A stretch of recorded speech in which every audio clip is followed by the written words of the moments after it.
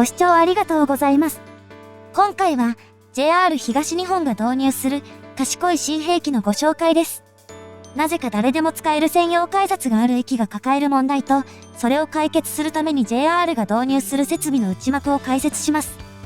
線路の横に延々と伸びる通路の役割と、細長く並ぶ駐輪場が示す、この駅の昔の姿にも注目です。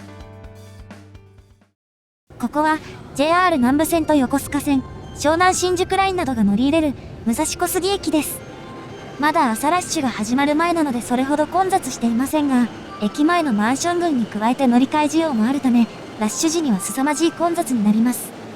以前別の動画で接続各線を巻き込んだこの駅の歴史と、現在進行中の工事計画をご紹介しましたが、今回はここから一つ隣の駅を目指します。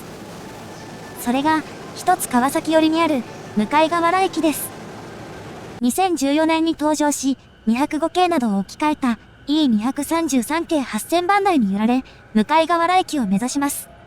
武蔵小杉駅を出たところで、南武線は横須賀線と東海道新幹線の線路をくぐります。南武線は川崎と立川を結ぶ全長 35.5 キロの路線。日中は全区間通し運転が基本ですが、川崎方面が上りとされており、ラッシュ時などには川崎寄りの区間で本数が多くなるよう、途中駅で折り返す列車が設定されています。まだ武蔵小杉駅周辺のビル群が見えていますが、向河原駅までは900メートル程度しかなく、あっという間に到着です。ホーム自体は武蔵小杉と同じ2面2線の相対式ですが、駅の規模の違いは一見してはっきりわかります。ホームの端は土台の構造が異なっており、後から延長したことが伺えますが、それでも首都圏の主要路線としては短めな6両対応ホームのため、駅構内は少々こじんまりとした感じです。武蔵小杉から1キロも離れておらず、駅前のタワマンもまだ見える中、ホームの横には草が生えているのどかな雰囲気で、なんだか不思議な感じですね。上下線のホームは跨線橋で繋がっています。この跨線橋にはエスカレーターはありませんが、両サイドにエレベーターがあり、駅構内のバリアフリー化は達成されています。部材のあちこちに古いレールが使われており、年季が入っていることが伺える設備です。この駅の駅舎は、上りホームの最後部、武蔵小杉寄りにあります。ホームからは少々距離が空けられ、改札までは緩やかなスロープになっており、車椅子でも楽々通れる、ありがたい仕様です。一方、かつては改札機の手前に3連式のゴミ箱があったのですが、半年ほど前に撤去されています。ご利用状況等を踏まえてとありますが、以前別の動画でご紹介した通り、鉄道会社が防犯対策に頭を悩ませる昨今、いろいろ理由がありそうですね。そしてこの駅には緑の窓口がありましたが、2007年に廃止され、指定席券売機と乗車駅証明書発行機が設置されています。時間帯によってはインターホンによる対応になるなど、省力化の波が押し寄せています。駅舎の外観がこちら。昭和館全開の駅舎で、先ほど通ったスロープや上りホームの一部には、木製の部材を使った骨組みが残っています。一方、正面にはステンドグラスがはめ込まれ、デザイン性にも気を配られています。駅名板は南武線のラインカラーとイラスト付きのものに交換されているほか、ホームの駅名板も新型に交換され、要所要所で手が入れられています。下りホームへ行くには上りホームの途中にある跨線橋で移動する必要があり、改札正面で動線が分かれるわけではないので、発車案内表示器にも案内が追加されています。右端の手作り感あふれる案内は、他の駅ではなかなか見られないアイテムです。古めかしい石造りの階段を上がり、跨線橋で反対ホームに移動です。序盤のカットで全体像はほぼ分かったはずですが、実は下りホームには、この駅を特徴づける珍しい設備があるのです。それが、下りホームの武蔵小杉より、先ほどの駅舎と並ぶ位置にあります。ホームの突き当たりにあるのが、もう一つの改札。そう、この駅には、全部で2つの改札があるのです。ところどころに出ていますが、この改札の名称は、NEC 専用改札。序盤の車窓に映っていた巨大な建物は NEC の施設であり、武蔵小杉と向河原の周辺には、同社の事業所が集まっています。この改札は臨時扱いで、開いているのは平日の朝7時から10時までと、午後5時15分から7時まで。階段の手前には、時間外は閉鎖できるよう、開閉式の柵が設けられています。一般の改札機や精算機はなく、IC カード対応の簡易改札機があるだけで、朝の需要を考慮し、出場用が3台、入場用が1台という内訳です。駅舎もなく、質素な感じのこの改札には守衛が配置されており、NEC へ通勤する人の利用を念頭に置いたものです。なお、かつては屋根も小ぶりで、今よりもだいぶ質素な感じの設備でした。現在改札が開くのは朝7時ですが、この頃は7時40分と少々遅かったようです。NEC の事業所は南武線の線路の西側にあり、線路の東側にある駅舎から行くには踏切を渡る必要があるため、専用改札が設けられたのです。ただし、駅前にあった事業所の建物を建て替える際、改札正面の空間を広場にしたことで、現在では誰でも利用することができるようになっています。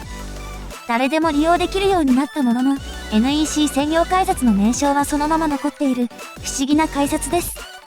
この改札を利用すれば踏切を渡らなくて済むので、上り列車でやってきた乗客が跨線橋を渡って下りホームへ移り、この改札から出場する光景も見られます。誰でも利用できるようになった今でも、改札には NEC の守衛と思われる人員が張り付いています。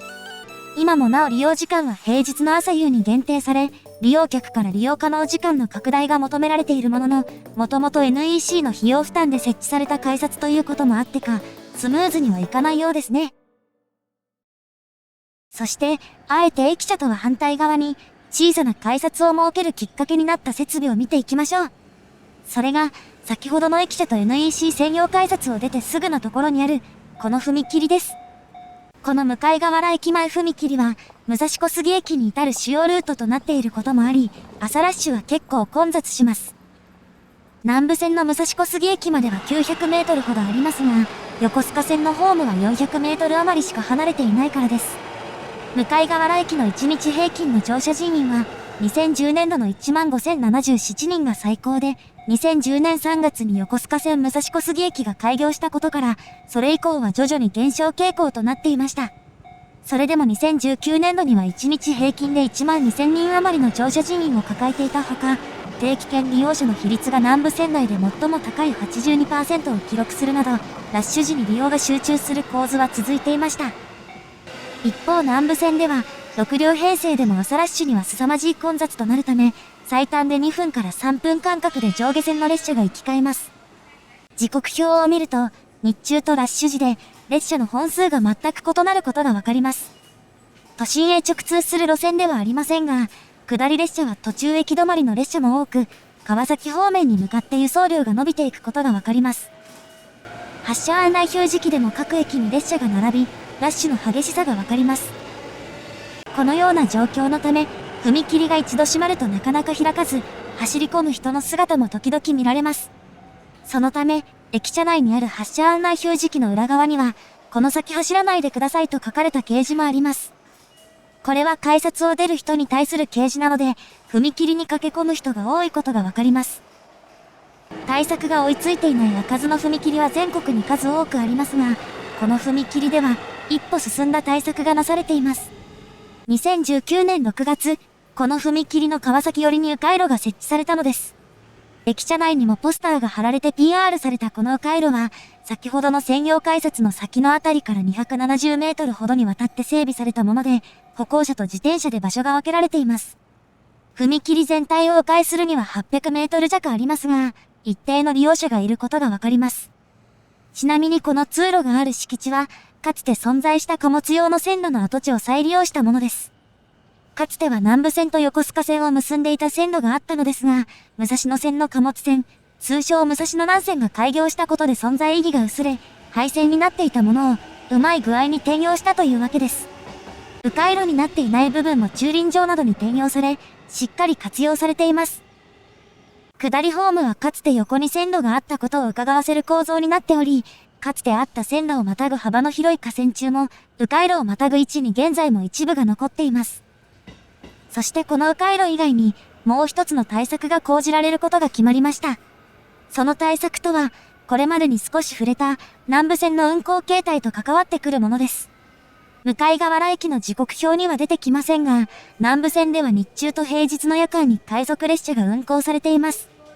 日中は1時間あたり各駅停車が6本、快速列車が3本の頻度で、向河原駅は快速通過駅のため、駅に停車する列車と通過する列車が混在しています。そしてこのことが、駅の真横にある踏切とともに大きなネックとなっていました。踏切の警報機と遮断機は、踏切からある程度手前に所定の機器を設け、そこを列車が通過することで作動する構造になっています。これは警報開始点と呼ばれ、基本的に1箇所しかないため、種別によって場所を変えることができません。